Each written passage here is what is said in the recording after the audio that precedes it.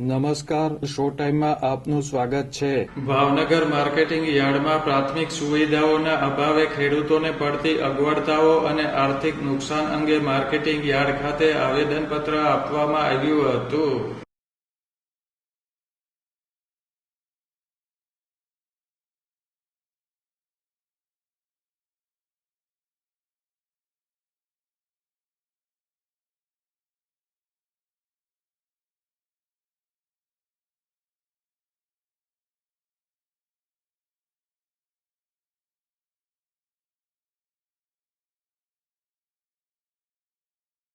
ભાવનગર જિલ્લાના ખેડૂતો marketing yard ખાતે એકઠા થયા હતા અને આવેદનપત્ર આપી રજૂઆત કરી હતી.